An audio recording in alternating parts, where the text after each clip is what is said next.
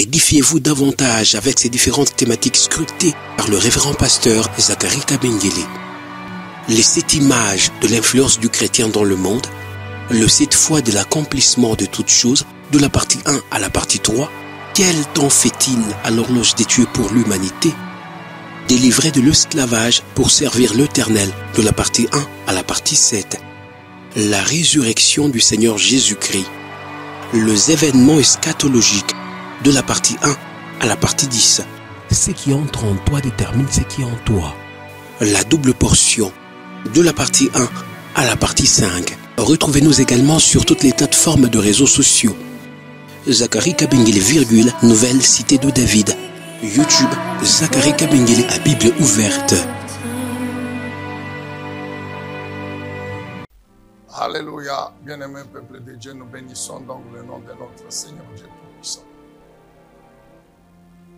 Et nous voulons écouter sa parole. Sans plus tarder, nous vous convions dans Matthieu chapitre 5. Matthieu chapitre 5. Et nous voulons lire à partir du 3e verset. Alors là, vous avez donc tout de suite compris qu'il est question de cet enseignement puissant que le Seigneur Jésus avait donné sur la montagne en Galilée. Et cet enseignement qui comprend donc les Matthieu chapitre 5 à partir du 3e verset.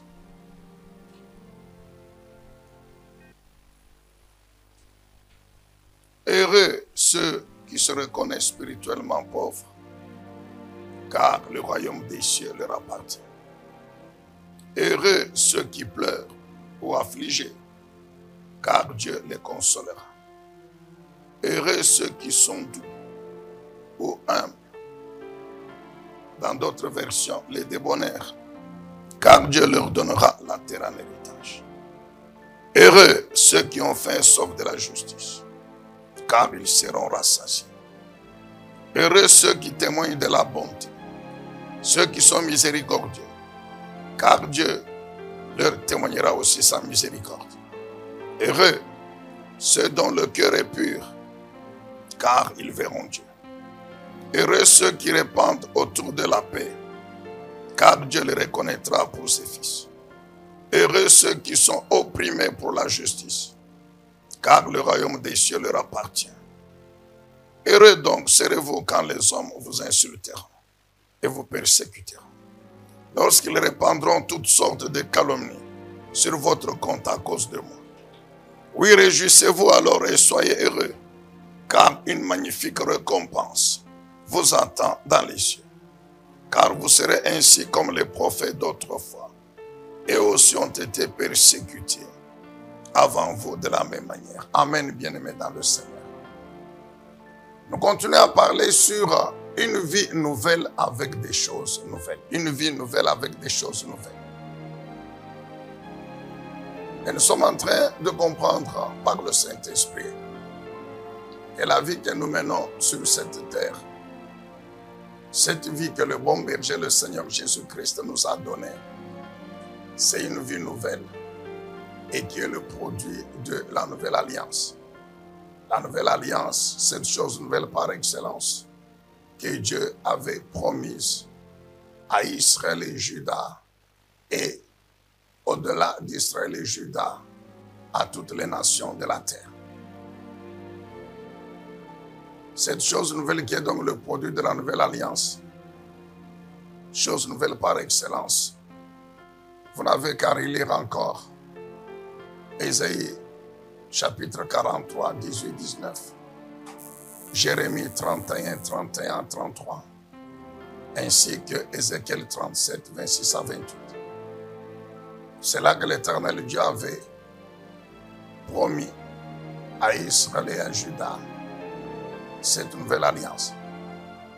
Et nous avons compris dans notre intervention passée, dans les interventions passées, que à cause d'Abraham, et puis de Jésus-Christ.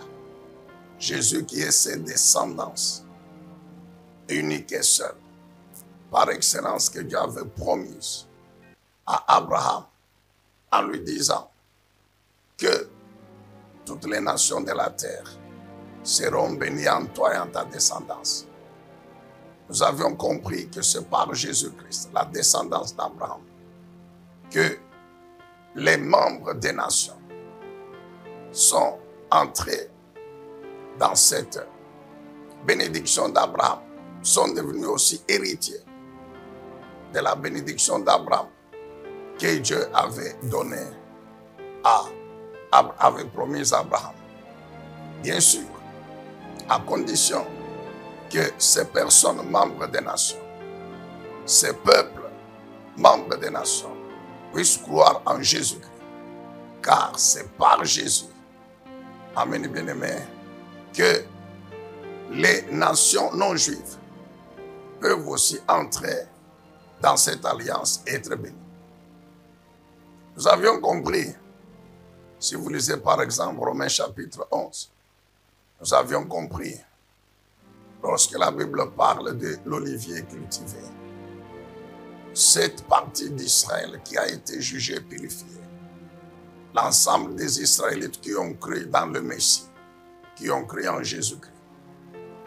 Alors, maintenant, les branches, et ils représentent en fait les branches qui ont été conservées sur l'olivier cultivé. Et ceux qui n'ont pas cru ont été coupés. Ces branches représentent les branches qui ont été coupées. Et à leur place, l'Éternel Dieu a greffé.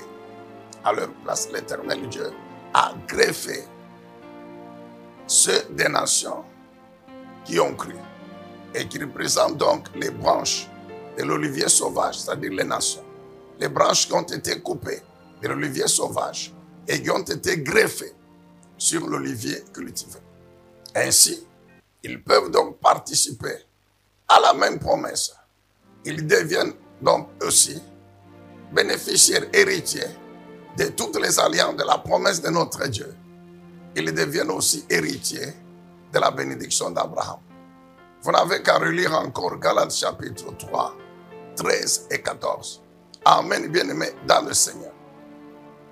Alors, nous avons donc dit que la vie que nous menons en tant que brebis de Jésus-Christ, c'est cette vie qui est bénie, cette vie qui est soutenue, cette vie qui est protégée, qui est nourrie par cette nouvelle alliance. Et dans cette nouvelle alliance, nous retrouvons les deux éléments importants, c'est-à-dire les lois ainsi que les promesses.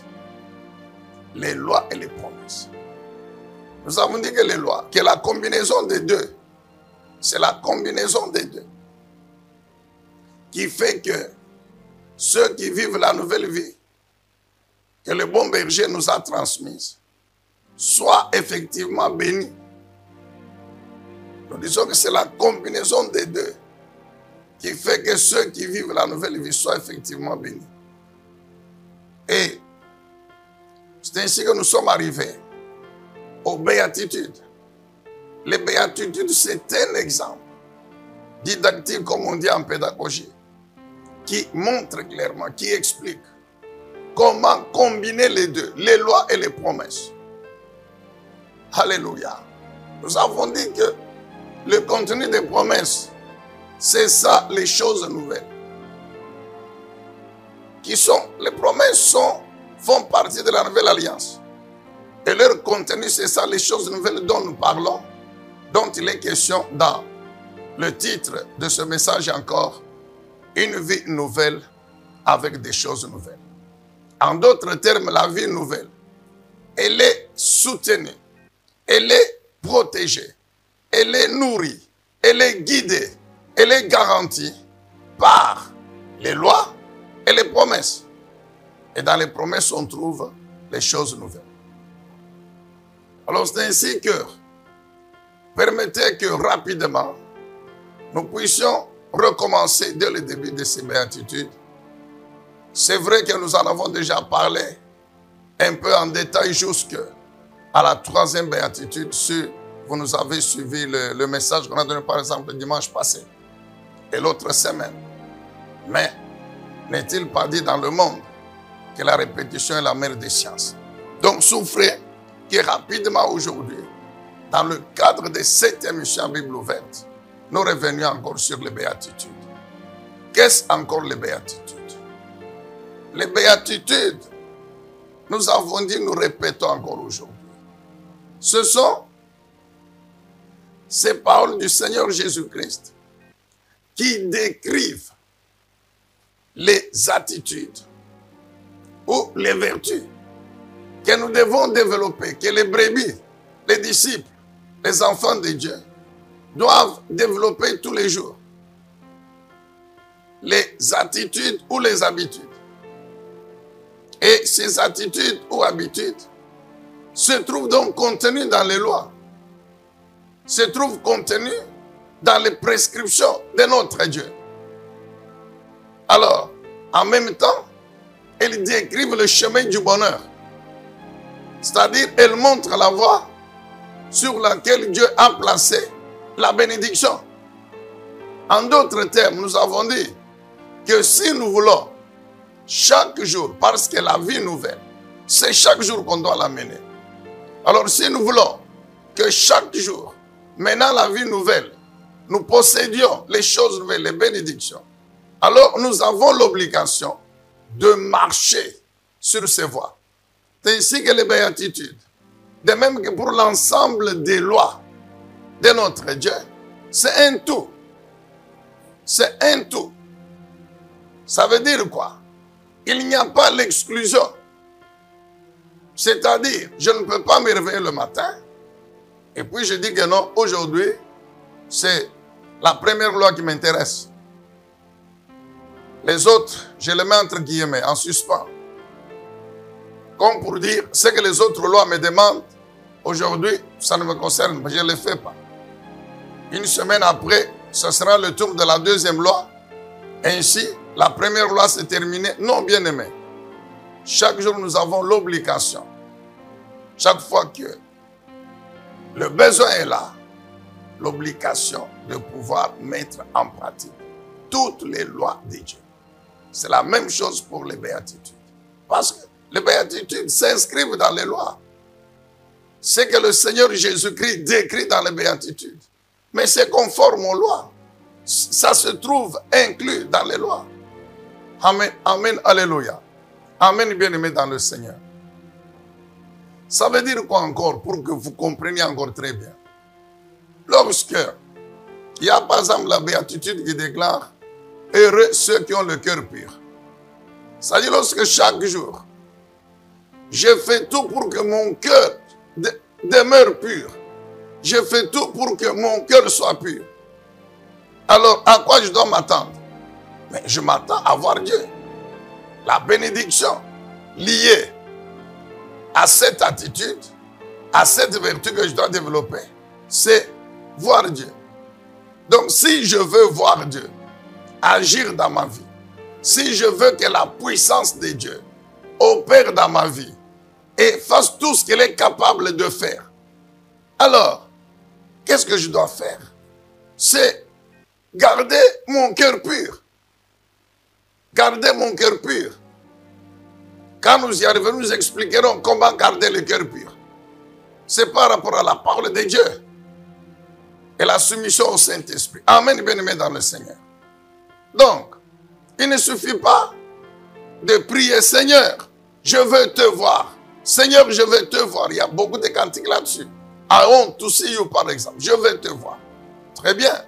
Mais après avoir chanté cela, après avoir exprimé cela dans la demande, nous devons maintenant nous poser la question. Qu'est-ce que je dois faire pour que cette prière reçoive la faveur de Dieu et soit exaucée? Donc ce que je dois faire, c'est garder mon cœur pur. Amen, bien-aimé dans le Seigneur. Que Dieu soit loué, que Dieu soit béni.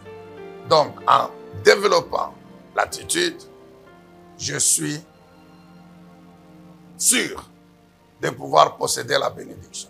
Donc tous les jours, lorsque je développe toutes les vertus, les 8 toutes les vertus décrites dans les 8 béatitudes, tu dois aussi m'attendre à agir de toutes les bénédictions qui sont liées à ces attitudes. C'est comme ça que le Seigneur Jésus parle et qu'il veut que nous le comprenions. Alléluia.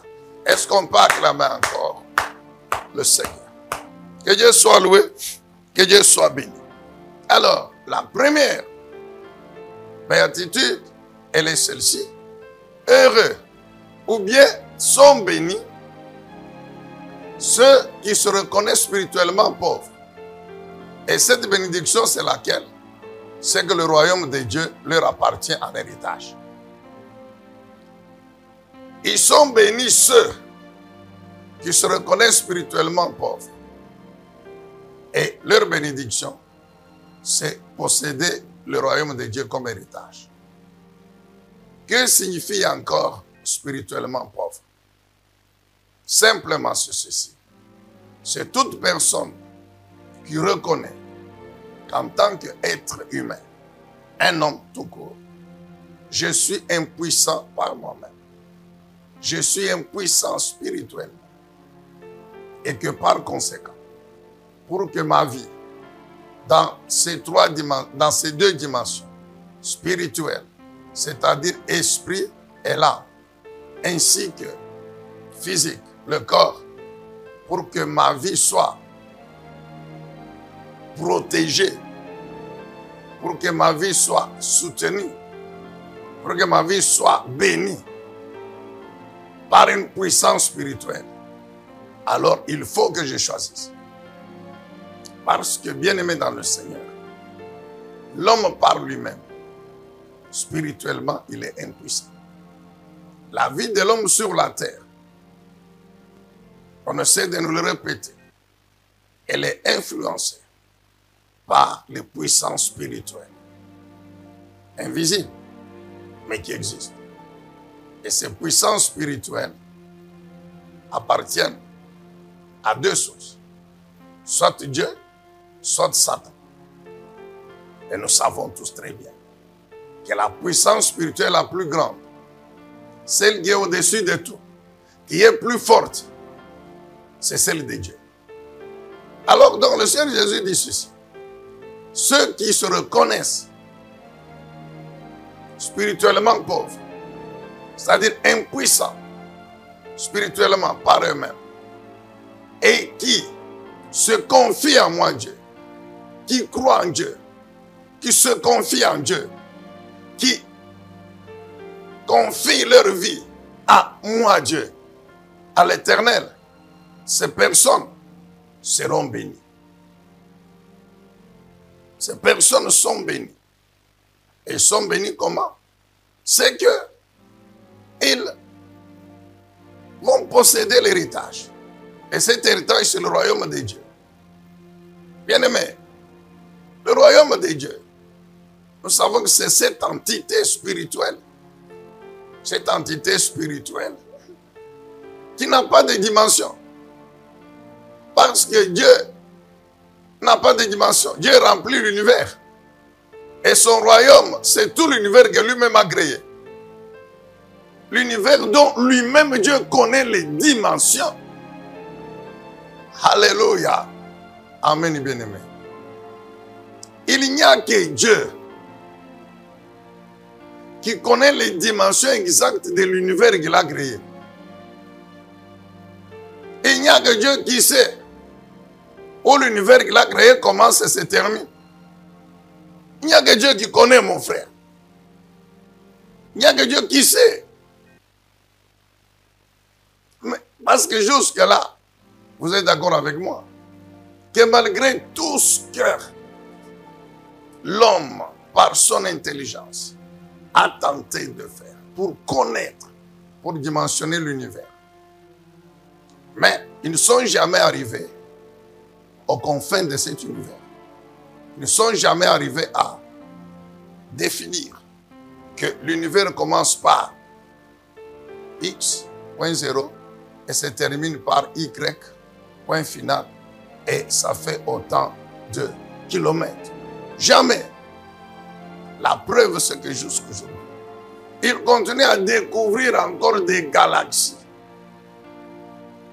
S'ils ont réussi à définir par exemple la galaxie qu'on appelle la Voie lactée, c'est-à-dire le système solaire qui nous intéresse, dont nous sommes membres en tant que planète Terre, en ce moment-là, mais les autres galaxies sont indéfinies et continuent à en découvrir. Alléluia. Donc, il n'y a que Dieu qui connaît. Donc, son royaume s'étend sur tout l'univers. Maintenant, lorsque le Seigneur Jésus il s'adresse à ses disciples, qui sont membres de son Église, et qui vivent encore sur la terre, et nous savons que l'Église, c'est la représentation du royaume de Dieu sur la terre. Alors, quand Jésus dit que ceux qui sont pauvres spirituellement possèdent comme bénédiction le royaume de Dieu, ça veut dire que, croyant en moi, ils deviennent membres de mon royaume. Vous vous rappelez, Colossiens chapitre 1er, versets 12 et 13.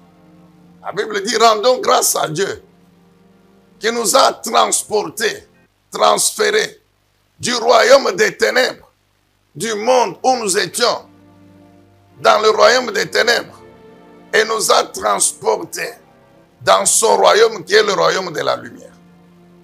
Amen, bien-aimés dans le Seigneur. Donc, bien que vivant sur la terre, nous ne sommes plus membres du monde. Nos vies ne sont plus gérées, dirigées, influencées par les puissants des ténèbres, non. Parce qu'elles règnent dans le royaume des ténèbres. C'est pourquoi le Seigneur Jésus, il a dit aux disciples que vous êtes dans le monde, mais vous n'êtes pas du monde. Vous êtes membres de mon royaume. Et nous savons que quand nous devenons membres du royaume, nous entrons dans le royaume, qui est spirituel, je vous le dis. Qu'est-ce qui se passe? Nos vies sont gérées, je le répète, sont bénies, sont soutenues, sont protégées, sont garanties par la constitution du royaume de Dieu, qui n'est rien d'autre que sa parole. Cette parole qui est contenue dans son alliance, cette alliance nouvelle, est éternelle. Alléluia. Amen, bien-aimés dans le Seigneur. Nos vies sont gérées par la constitution du royaume de notre Dieu, c'est-à-dire sa parole, son alliance. Or, nous savons que Dieu, il est présent dans ce royaume. Que sa parole, elle est là. Et que là où il y a notre Dieu, il y a sa parole. Là où il y a notre Dieu, il y a son esprit. Donc, ce qui fait que, étant membre du royaume de Dieu, nous sommes bénéficiaires de toute l'œuvre miraculeuse, grandiose, de la puissance de l'Esprit de Dieu, de la puissance de Dieu dans sa parole. Alléluia. Je le répète bien. Lorsque nous sommes membres du royaume et que nous conformons nos vies à l'alliance de notre Dieu, qui est la constitution de son royaume, nos vies seront soutenues, protégées, gérées, bénies, garanties par la puissance de l'Esprit de Dieu et par la puissance de Dieu qui est dans sa parole. Or, nous savons que de Satan jusqu'au dernier des démons et des sorciers, des satanistes, il n'y a personne qui peut résister et à la puissance de la parole de Dieu et à la puissance du Saint-Esprit. Bien-aimés, je ne sais pas si vous vous représentez la grandeur, l'immensité de cette bénédiction. Je dirais que c'est la mère des bénédictions. Être membre effectif, fidèle du royaume de Dieu. C'est pourquoi nous vous avons signalé que la première béatitude, la bénédiction, le royaume de Dieu. La dernière béatitude, bénédiction au royaume de Dieu. Et les bénédictions qui sont assorties des autres béatitudes ou des autres vertus se retrouvent contenues, bien aimés. C'est le résultat de la puissance de Dieu. Car ceux qui sont membres effectifs du royaume de Dieu, nous allons retrouver en eux la deuxième béatitude, l'affliction. Nous allons retrouver en eux la troisième béatitude qui consiste, le Seigneur Jésus dit quoi? Heureux ceux qui sont doux. Nous allons retrouver en eux la quatrième béatitude, ceux qui ont le cœur pur, ceux qui sont miséricordieux, etc. Jusqu'à la dernière. Amen, bien-aimés dans le Seigneur. Donc, ce que nous devons chercher, c'est tous les jours être membre effectif du royaume de Dieu.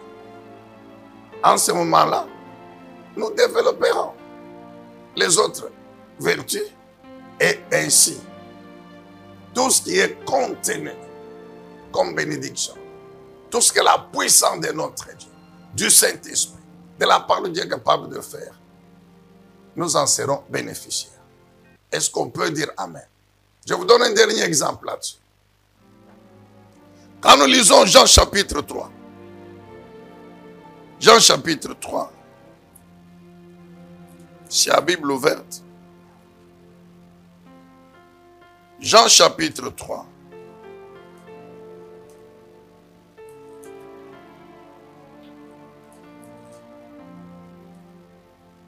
Premier verset. Voici ce que dit la Bible. Il y avait un homme qui s'appelait Nicodème, membre du parti des pharisiens. C'était un chef des Juifs. Il vint trouver Jésus de nuit et le salua en ces termes. Maître, nous savons que c'est Dieu qui t'a envoyé pour nous enseigner, car personne ne saurait accomplir les signes miraculeux que tu fais si Dieu n'était pas avec lui. Jésus lui répondit, vraiment, je te l'assure, à moins de renaître d'en haut, personne ne peut voir le royaume de Dieu ou personne ne peut entrer dans le royaume de Dieu. Amen, bien-aimés dans le Seigneur. Nous connaissons bien cet entretien que le Seigneur avait eu avec ce spécialiste de la loi, pharisien Nicodème. Et au cours de cet entretien, le Seigneur Jésus avait saisi l'opportunité pour enseigner sur la nouvelle naissance, sur laquelle nous avons suffisamment déjà parlé. Alors, donc Nicodème, quelle est en fait sa préoccupation? Le Seigneur Jésus a vu au-delà de la déclaration de Nicodème un souci. Quel était le souci qui était caché derrière la déclaration? C'est comment nous pouvons faire aussi ce que tu fais. Parce que nous ne le faisons pas. Donc Nicodème, spécialiste de la loi, pharisien, il compare sa vie, celle de ses collègues pharisiens, même des sacrificateurs. Il la compare à celle de Jésus. Il n'y a pas de commune mesure. Alors c'est ainsi qu'il veut que le Seigneur puisse peut-être lui révéler le secret.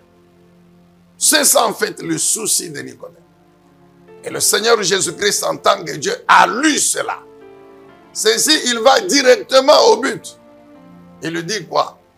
Si tu n'es pas membre du royaume de Dieu, c'est-à-dire si tu n'es pas de nouveau, tu ne deviendras pas membre du royaume de Dieu.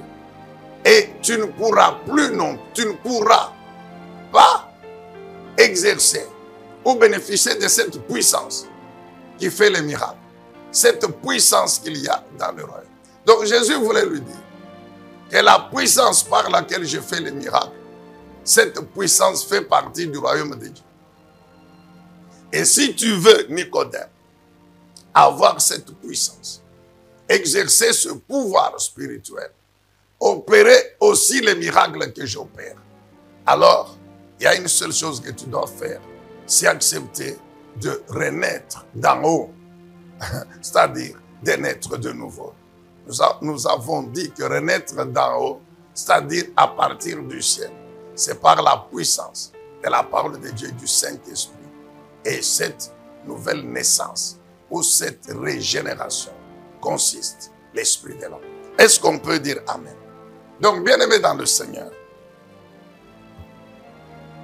nous voulons bénéficier de tout ce que la puissance de notre Dieu, qui est dans sa parole, qui est dans son esprit, si nous voulons bénéficier et voir nos vies transformées miraculeusement, glorieusement par cette puissance, devenons membres effectifs du royaume, c'est-à-dire tous les jours, développons, tous les jours, soyons ces pauvres spirituels, ces personnes qui sont humbles spirituellement et qui se reconnaissent et qui croient en Jésus-Christ et démontrent cette foi, qui s'appuient sur le Seigneur Jésus, qui compte sur lui. Est-ce qu'on peut dire Amen? Acclamez le Seigneur. Nous passons ici à la deuxième béatitude. Matthieu 5, verset 4.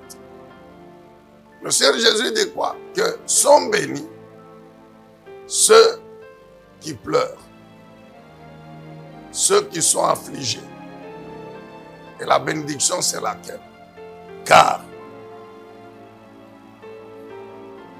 Amen, bien-aimés dans le Seigneur, car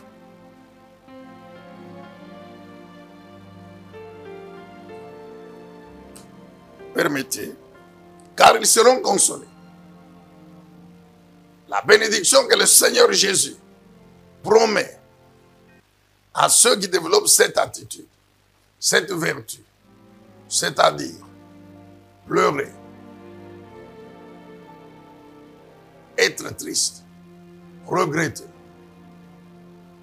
et souffrir intérieurement pour cela. Le Seigneur Jésus dit que la bénédiction, c'est la consolation. Rapidement, retiens ceci, mon frère, que cette affliction, cette tristesse, ce regret, cette souffrance interne au niveau de l'âme, ce n'est pas lié à une souffrance physique. Ce n'est pas lié à une preuve quelconque liée à la vie sur la terre. Nous devons faire extrêmement attention. Parce que les fausses interprétations sont nombreuses. Il s'agit de ces personnes qui, lorsque ils ont enfreint la loi de Dieu, ils ont péché contre Dieu et sa parole, ils le regrettent. Ils sont tristes d'avoir désobéi à Dieu, d'avoir désobéi à sa parole. Ils regrettent infiniment cela. Et cette attitude, automatiquement, implique la repentance sincère. Je regrette vraiment d'avoir enfreint la loi de Dieu. Et je m'engage devant mon Dieu à ne plus jamais, jamais, jamais le refaire, tomber dans la même désobéissance. C'est ça le sens de cette béatitude. Il s'agit de ceux qui reconnaissent leur faute devant Dieu et qui prennent la décision d'abandonner. Amen, bien-aimés dans le Seigneur. Mais qu'est-ce que nous trouvons aujourd'hui dans nos églises? Beaucoup de gens, leur vie est caractérisée par une certaine légèreté spirituelle, incompréhensible. Lorsque l'opportunité pour pécher se présente, ils pêchent. Ils pêchent intentionnellement. Ils pêchent consciencieusement, volontairement. Et après, sont dans l'église, quand on fait des déclarations, ils disent aussi Amen. Lorsque le prédicateur, surtout s'il dit déclaration prophétique, ils disent aussi Amen. Amen, bien aimé. Non. C'est pourquoi nous avons toujours dit que ce n'est pas absolument parce que nous avons dit Amen à une déclaration prophétique, à une prophétie, que réellement cela deviendra effectif dans notre vie. Non. Jésus dit quoi? Ceux qui reconnaissent qu'ils ont péché et qui s'affligent, qui regrettent, qui sont tristes et qui prennent l'engagement de changer et qui changent. Alors, qu'est-ce qu'ils ont comme bénédiction? La consolation. Bien-aimés, la consolation fait aussi penser à la compassion, à la miséricorde, à la grâce de Dieu, au pardon de Dieu. Lorsque notre repentance est sincère, le Saint-Esprit nous restaure. C'est ça la consolation. J'ai dit lorsque notre repentance est sincère, le Saint-Esprit de Jésus-Christ nous restaure. Parce que pourquoi le péché est un obstacle au déclenchement, au déploiement de la puissance de Dieu. Souvenons-nous de cet homme paralytique que ses frères, 4 personnes, avaient fait descendre au parachute devant Jésus à travers le toit de la maison. La Bible dit que le Seigneur, voyant la foi de ces gens, bien sûr aussi du paralytique parce qu'il avait accepté qu'on le parachute. Et il croyait que si j'arrive devant Jésus, je vais me remettre debout, je serai guéri. Mais avant que le Seigneur ne puisse opérer le miracle, qu'est-ce que le Seigneur lui a dit? Tes péchés te sont pardonnés. Amen, bien-aimé dans le Seigneur. Donc le Seigneur a vu que dans le cœur de cet homme, bien que malade, bien que paralytique, mais il y avait une volonté, d'abord une reconnaissance de l'état des pécheurs et une volonté d'abandon. C'est pourquoi le Seigneur lui dit, tes péchés te sont pardonnés. Le pardon détruit l'obstacle à la restauration, au déploiement de la puissance de notre Dieu. Amen, bien-aimé dans le Seigneur. Nous avons dit que quand on parle de consolation, on voit aussi la compassion. Et dans nos précédentes interventions, nous sommes encore revenus sur ce que la puissance du Seigneur Jésus est capable de faire. En considérant cet attribut qui fait partie de sa nature, la compassion. Nous avons dit que la compassion qui est dans le cœur de notre Seigneur Jésus, de notre Dieu, fait que quand il se trouve devant ceux qui souffrent, sa puissance est déclenchée automatiquement. Vous avez besoin de vous rappeler que quand vous lisez beaucoup de miracles que notre Seigneur Jésus-Christ a accompli, vous trouverez toujours soit Jésus eut compassion et il a guéri, soit la personne concernée a sollicité cette compassion avant d'exprimer sa demande à Dieu, à Jésus. Bartimée aveugle Mais il ne dit pas à Jésus, ouvre-moi les yeux directement, non. D'abord, il confesse sa foi en Jésus-Christ en tant que fils de Dieu, fils de David, s'il vous plaît. Et puis il dit, aie pitié de moi. Nous avons déjà expliqué que Bartimée, il libère la foi dans son esprit. Quelle foi? Que Jésus est réellement le fils de David, c'est-à-dire le Messie, le sauveur que Dieu avait promis. Et en tant que tel, il a la puissance d'ouvrir mes yeux. Alors, qu'est-ce que je dois faire? C'est d'abord lui demander d'avoir pitié de moi. Aie compassion de moi. Aie pitié de moi. Et lorsque cette demande dans laquelle est incluse cet attribut de Jésus, sa puissance ne peut que sortir. C'est la même situation que cette femme cananéenne ou syrophénicienne qui a aussi demandé à Jésus, je crois que tu es le Fils de Dieu. Alors, aie compassion de ma fille qui est possédée par un démon qui la tourmente. Et le Seigneur avait opéré les miracles. Amen, peuple de Dieu. Nous avons dit, nous le répétons, que la compassion de Jésus couvre plusieurs domaines de la vie. Il n'y a pas eu que les malades. Il y a eu les morts ressuscités. Le fils de la veuve de Naïm, la fille de Jairus, Lazare. La compassion a délivré de la famine, a amené Jésus à multiplier la nourriture, etc. Est-ce qu'on peut dire amen, acclamer le Seigneur? Toujours dans la consolation, il y a ce réconfort. Lorsque on reconnaît devant Dieu qu'on a péché et qu'on abandonne,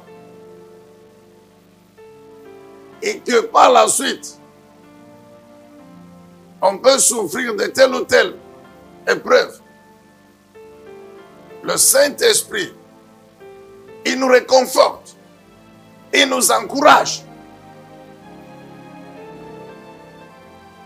à continuer à croire en Dieu et à espérer. Ou bien si on a un projet, une vision qui n'est pas encore accomplie, qu'on poursuit, le Saint-Esprit va nous réconforter, va nous encourager. Pour dire, même s'il y a les obstacles, même s'il y a les barrières, même si l'ennemi s'oppose, mais fortifiez-vous. Continuez à croire en Dieu. Il finira par vous donner la délivrance. C'est là que nous trouvons encore Hébreux chapitre 10, verset 39. Que nous ne sommes pas de ceux qui reculent, qui rentrent en arrière. Car c'est pour être détruit. C'est pour tout perdre, pour tout rater.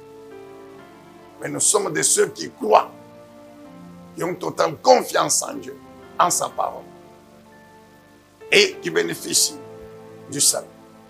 Amen, bien-aimé, de la délivrance, de la bénédiction. Alléluia. Que Dieu soit loué, que Dieu soit béni. Matthieu chapitre 5. C'est la troisième béatitude. Nous avons lu. Heureux ceux qui sont doux.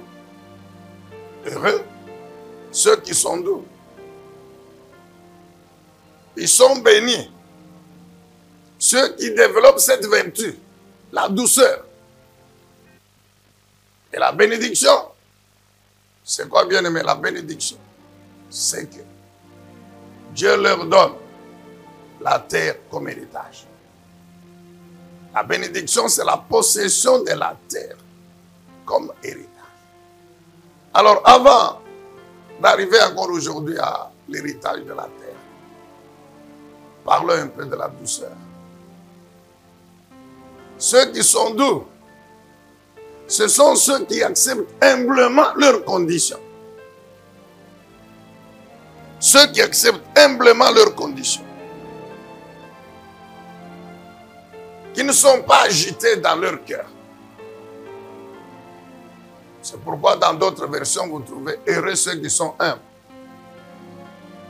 Nous avons dit que cette condition, cette situation, peut être bonne ou mauvaise.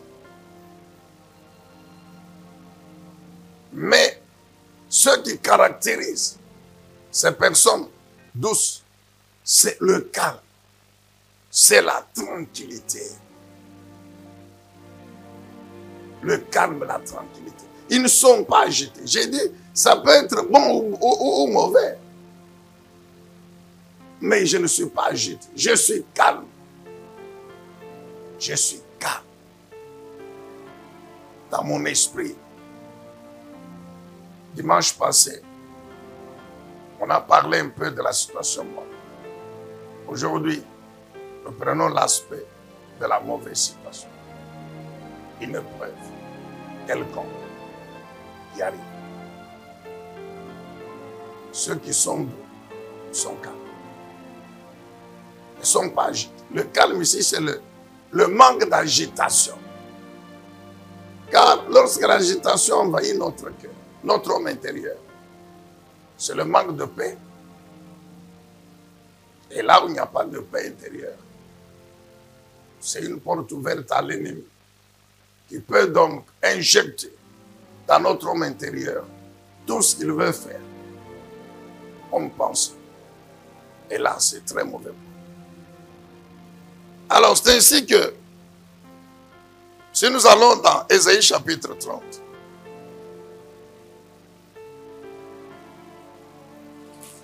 Ésaïe chapitre 30, le verset 15. Ésaïe 30, le verset 15. Voici ce que le Seigneur dit, l'Éternel. Il dit ceci, car ainsi parle le Seigneur, l'Éternel, le Saint d'Israël. C'est si vous revenez à moi, si vous restez tranquille, que vous serez sauvés. Que c'est dans le calme et la confiance que sera votre force. Mais vous ne l'avez pas, vous. Donc le Seigneur Jésus, l'Éternel Dieu dit ceci. Si votre situation n'est pas mauvaise, ce que je vous demande, c'est d'être calme et tranquille. C'est d'éviter toute agitation. Revenir à Dieu, comme l'Éternel dit, si vous revenez à moi. C'est-à-dire si vous continuez à me faire totale confiance, totalement confiance. Bien-aimé, si j'ai confiance totale en l'Éternel, quelle que soit la gravité de la situation, je vais rester calme, confiant en l'Éternel, espérant toujours sa délivrance. Je vais continuer à espérer que le Seigneur finira par me délivrer, par me guérir, par me restaurer, par me délivrer de quelconque situation, de telle ou telle situation, ou de telle ou telle épreuve. C'est ça le calme, la tranquillité intérieure. Donc Dieu dit que si vous voulez que ma puissance vous sauve, vous voulez mon salut, ma délivrance, ma guérison, évitez toute agitation. Car l'agitation vous conduit à perdre totale confiance en moi. Et le Seigneur ajoute que c'est dans ce calme et la tranquillité que vous allez continuer à avoir la force spirituelle pour continuer à croire à moi, pour continuer à espérer à moi, pour continuer à me servir, à faire ce que je vous demande. Amen, bien-aimé dans le Seigneur. Que Dieu soit loué, que Dieu soit béni. Nous avons dit que la douceur ne signifie pas la timidité. Non, non. Ou bien la naïveté, non. D'ailleurs, il est dit que l'esprit que nous avons reçu n'est pas un esprit de timidité. Amen, bien-aimé dans le Seigneur. Alors, quelle est la bénédiction? Nous terminons par là pour aujourd'hui.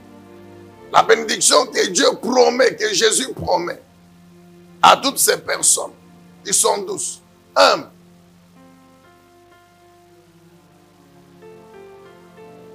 Qu'est-ce que ces personnes vont trouver sur la voie de la douceur? quelle bénédiction Jésus a mise sur cette voie tracée par la douceur. Ah, laisse-moi vous rappeler qu'en étant doux, en développant la douceur chaque jour, nous marchons sur la voie où Dieu a placé l'héritage de la terre. C'est ça la bénédiction. Donc, vous voulez hériter la terre, même si vous ne comprenez pas qu'est-ce que ça signifie. Vous voulez hériter la terre, même si vous ne comprenez pas exactement qu'est-ce que ça signifie. Mais vous voulez jurer posséder cet héritage. Alors, sois douce, sois doux, mon frère. Ou sois douce, ma soeur. Alléluia, sois humble. Encore. Que Dieu soit loué, que Dieu soit loué. Posséder la terre comme héritage, c'est encore bon. De quelle terre s'agit-il? Bien aimé, cet héritage est à deux niveaux. Il est terrestre, c'est-à-dire physique, et il est spirituel. Je dis que cet héritage est terrestre, c'est-à-dire se reporte à des choses physiques. Mais il est en même temps spirituel, complètement et totalement spirituel. Alors, concernant l'héritage terrestre, lisons encore le psaume 37. Psaume chapitre 37. Psaume chapitre 37, nous lisons le verset 11. Psaume 37, 11. Laisse-moi vous dire que, au fait, les béatitudes, vous les trouvez bien décrites aussi dans ce psaume 37 du prophète David. Et nous comprenons donc que c'est Jésus-Christ, le Dieu Tout-Puissant, qui avait inspiré déjà son serviteur, le prophète David, pour en parler. Presque la totalité, ou je dis presque l'ensemble, des béatitudes sont contenues dans le psaume 37, d'une manière ou d'une autre. Alors, le verset 11 dit ceci. Mais ceux qui sont humbles, donc qui sont doux, amen, auront le pays comme possession. Et ils jouiront d'une grande paix. Auront le pays comme possession. Et ils jouiront d'une grande paix. Le verset 12. Par contre, le méchant complote pour faire du tort au juste. Il cresse les dents contre eux. Amen, bien-aimé dans le Seigneur. Donc, le verset 11 répète la même bénédiction. Et puis le verset 22. Voici ce que dit le verset 22. Verset 22 ajoute que ceux que Dieu bénit auront le pays comme possession. Mais ceux qu'il maudit seront retranchés.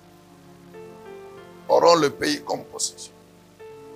Et ici, nous pouvons comprendre d'emblée que posséder la terre sur le plan physique, c'est jouir de toutes les richesses terrestres que Dieu met à la disposition de ses enfants. Amen, bien-aimé dans le Seigneur. Et pour comprendre cela, si nous lisons Romains chapitre 4, Romains chapitre 4 nous permet de mieux préciser encore notre pensée. Romains 4, le verset 13. Romains 4, 13, voici ce que dit la Bible. Dit la Bible. Car la promesse de recevoir le monde en héritage a été faite à Abraham et à sa descendance. Non parce qu'il avait choisi à la loi, qu'il avait obéi à la loi, mais parce que Dieu l'a déclaré juste à cause de sa foi. Amen, bien-aimé dans le Seigneur. L'héritage du monde. Le monde ici comprend et les aspects terrestres et les aspects spirituels. Mais qu'est-ce que Dieu avait promis à Abraham? Quand nous allons dans Genèse 12 et les autres chapitres, Dieu avait dit quoi, Abraham? Il l'amène à Canaan. Et il lui dit, je vais te donner ce pays de Canaan comme héritage à toi et à ta descendance. Je vais donner ce pays de Canaan comme héritage à toi et à ta descendance. Donc, l'image de cet héritage terrestre, nous comprenons que c'est le pays de Canaan. Et nous savons que quand Abraham a vécu dans ce pays, il a été richement béni. Il a été richement béni. Abraham était béni. Matériellement, financièrement, physiquement. Et aussi spirituellement. Alors, nous avons dit que dans l'héritage de la terre, il y a aussi un aspect spirituel. L'héritage spirituel. Notez parce que le temps est passé. Colossiens chapitre 3, le verset 24, parle de l'héritage que Dieu donne à ses enfants. Colossiens 3, 24. Et quand nous lisons maintenant, Colossiens chapitre 1, 12 et 13. Colossiens 1, 12 et 13. La Bible parle du royaume des lumières. C'est le royaume de Dieu. Amen, bien-aimés dans le Seigneur. La Bible dit quoi? Nous tous qui avons été sauvés, qui sommes sauvés, qui sommes devenus disciples de Christ, enfants de Dieu, nous devons bénir le Seigneur. Lui exprimer notre profonde gratitude. Pourquoi? Gratitude pourquoi? Parce qu'il nous a délivrés du royaume des ténèbres où nos vies étaient détruites, maudites, par les puissances des ténèbres de la malédiction. Et il nous a introduits, il nous a transférés dans son royaume. Le royaume de son Dieu, le royaume de lui Dieu. Le royaume des lumières. Où nos vies sont bénies. Où les puissances des ténèbres ne peuvent plus détruire nos vies. Jean 8, 12, le Seigneur Jésus dit quoi? Je suis la lumière du monde. Celui qui croit en moi ne marchera pas dans les ténèbres, mais il aura la lumière de la vie. Ça veut dire quoi? Tout homme qui croit en moi, automatiquement je le fais entrer dans mon royaume. Et devenant membre effectif de mon royaume, les puissances des ténèbres ne pourront jamais régner dans sa vie, ni détruire cette vie. Amen, bien-aimé dans le Seigneur. Parce que là, c'est la lumière. Nous savons ce que symbolise la lumière. Alléluia. Que Dieu soit loué, que Dieu soit loué. Donc là, nous revenons encore sur la bénédiction concernant l'héritage, le royaume de Dieu. Nous sommes sur la terre, nous sommes sur la terre. Mais nous sommes membres du royaume de Dieu. Amen, bien-aimé. Nos vies, c'est le royaume de Dieu. C'est la parole de Dieu. C'est l'alliance de Dieu. Alléluia. Que Dieu soit loué, que Dieu soit béni. Revenons encore un peu sur le psaume 119, verset 111. Psaume 119, verset 111. Que dit le roi et prophète David? Cet homme qui avait une inspiration terrible. Qu'est-ce qu'il dit? Toujours concernant l'héritage spirituel. Psaume 119, verset 111. David dit ceci. Tes décrets restent pour toujours mon bien précieux et ils font la joie de mon cœur. Tes décrets, c'est-à-dire tes préceptes, c'est-à-dire tes lois, sont mon bien précieux et réjouissent mon cœur. Qu'est-ce que signifie encore cela? Comment les lois, les décrets peuvent être une bénédiction? C'est ça, bien précieux. C'est une bénédiction. Bien-aimé, écoute attentivement. L'homme dans sa nature n'aime pas la loi de Dieu. Parce que la loi de Dieu demande à l'homme de faire des choses qu'il naturellement n'est pas disposé à faire. Mais Dieu lui demande de le faire. Dieu l'oblige à le faire. C'est pourquoi vous trouvez dans l'église ceux qui n'ont pas encore compris se disent chrétiens, membres de l'église de Jésus. Mais quant à mettre en pratique les lois, ils n'aiment pas. Ils sont contents quand on leur parle de la bénédiction. Tout court, c'est-à-dire des promesses. Dieu a dit ceci, cela. Dieu a dit recevez. Dieu a dit vous aurez ceci. Mais, bien-aimé, quelle est cette promesse dans la Bible qui n'est pas sortie d'une condition? Nous savons que si vous prenez Deutéronome 28, ce sont des bénédictions terribles qui concernent principalement la vie de l'homme sur la terre. Ces bénédictions-là de Deutéronome 28 font partie de l'héritage terrestre, en même temps spirituel. Oui, bien sûr, parce qu'il y a la puissance de Dieu. Amen, bien-aimé. Oui. Vous n'avez qu'à relire Deutéronome 28, de 1 à 14. Les 3 quarts de ces bénédictions concernent la vie sur la terre. C'est-à-dire la vie de tous ceux qui sont membres du royaume de Dieu, mais qui vivent sur la terre. Mais il y a une condition. Si vous observez mes lois, si vous obéissez à ma parole, si vous gardez mes commandements, si vous les pratiquez, alléluia, vous les pratiquez, voici ce que vous aurez comme bénédiction. C'est ainsi que vous serez bénis dans la ville, vous serez bénis dans les champs. Votre corbeille sera bénie. Vous serez les premiers, non les derniers. Le fruit de votre travail et de votre sol sera béni. Dieu dit, ma bénédiction dans tes greniers, dans tes entreprises, etc. Mais il y a une condition. La condition concerne quoi? L'obéissance à la loi. La pratique de la loi. Ouvrons une petite parenthèse. Quand on parle des lois de Dieu, il s'agit premièrement des commandements. Les commandements décrivent ou définissent la vie personnelle de l'homme directement envers Dieu, son créateur. Les lois proprement dites comprennent les aspects sociaux de cette loi en relation avec le prochain et les autres. Et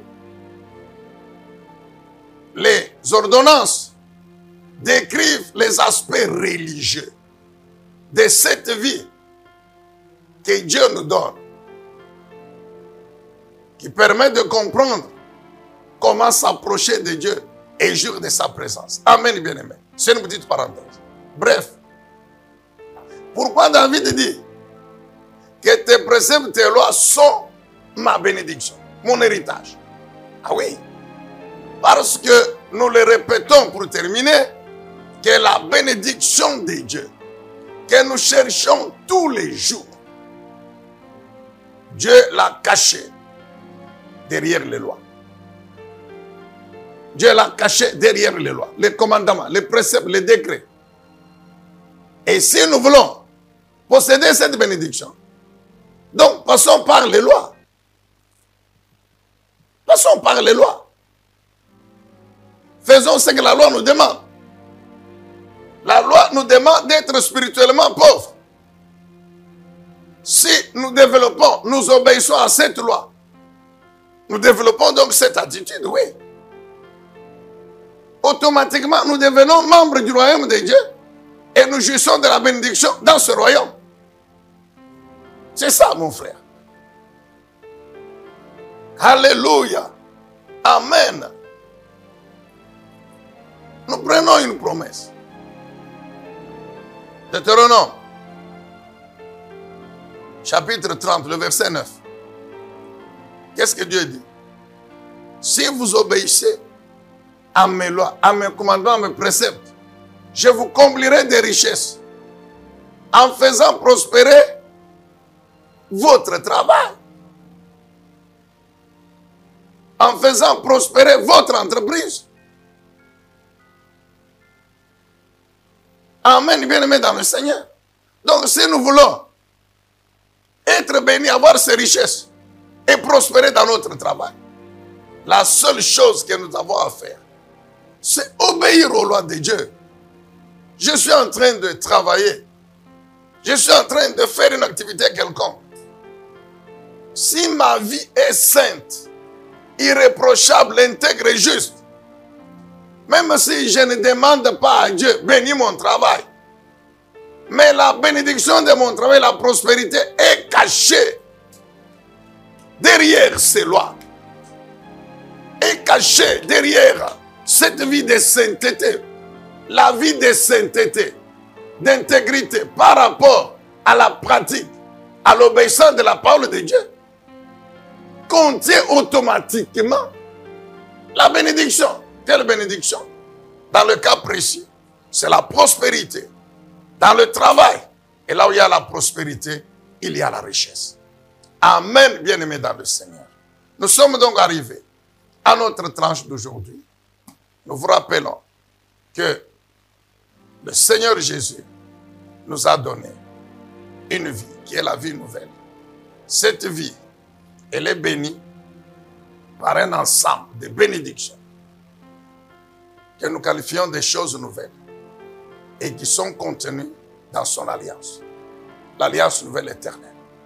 Et si nous sommes fidèles à cette alliance, c'est-à-dire tous les jours, nous faisons ce qu'il nous demande de faire, qui est contenu dans ces degrés, dans ces lois, automatiquement, nous verrons la puissance du Saint-Esprit accomplir les promesses qui font aussi partie de cette alliance. Et l'exemple le plus pratique, encore, ce sont les béatitudes. Matthieu chapitre 5, de 3 jusqu'à 11. Nous disons ainsi Amen. Et nous acclamons le Seigneur Jésus. Merci Seigneur, Dieu le Saint-Esprit. Une fois de plus, pour ta parole, pour la compréhension de cette parole et sa mise en pratique. Au nom de Jésus. Amen. Édifiez-vous davantage avec ces différentes thématiques scrutées par le révérend pasteur Zacharie Kabengele. Les 7 images de l'influence du chrétien dans le monde, le 7 fois de l'accomplissement de toutes choses, de la partie 1 à la partie 3, quel temps fait-il à l'horloge des dieux pour l'humanité? Délivré de l'esclavage pour servir l'Éternel, de la partie 1 à la partie 7. La résurrection du Seigneur Jésus-Christ. Les événements eschatologiques, de la partie 1 à la partie 10. Ce qui entre en toi détermine ce qui est en toi. La double portion, de la partie 1 à la partie 5. Retrouvez-nous également sur toutes les plateformes de réseaux sociaux. Zacharie Kabengele, Nouvelle Cité de David. YouTube, Zacharie Kabengele à Bible ouverte.